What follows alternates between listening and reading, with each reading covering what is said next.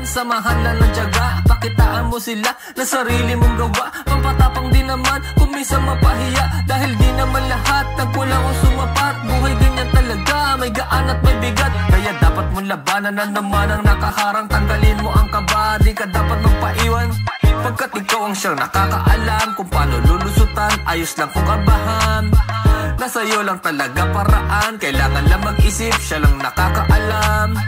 Dapat mo lang sabayan, ano man ang dumating, didibay tibayan.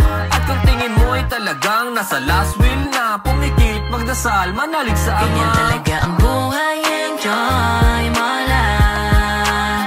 Pasubok magpapatunay, laban, kampay. Lagi lang magpapahusay, kaya mo yan.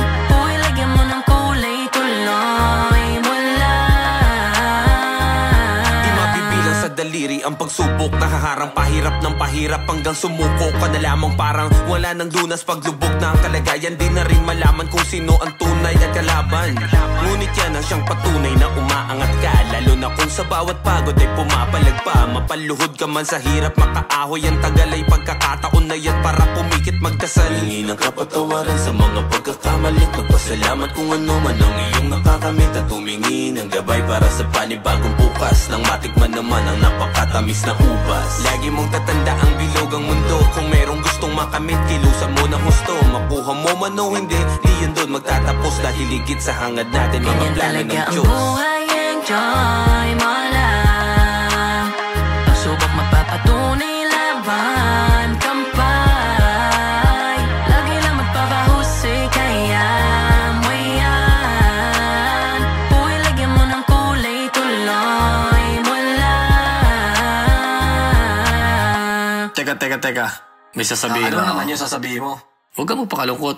Sandamakmak ang problema, kaya huwag mo saluhin. Maiksi lamang ang buhay, kaya dapat enjoyin. Di ka dapat magkulong, halika na't lumabas. Presyo di na bababa, sahod di na tataas. Kaya kung ako sa'yo, chill mo lang sarili mo. Hayaan mo ang problema ang mamroblema sa'yo, pagkat ikaw ang siyang nakakaalam kung paano lulusutan. Ayos lang kung kabahan, nasa iyo lang talaga paraan. Kailangan lang mag-isip, siya lang nakakaalam.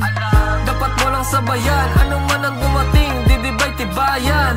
At kung tingin mo ay talagang nasa last will na, pumikit, magdasal, manalig sa Ama. Ganyan talaga ang buhay,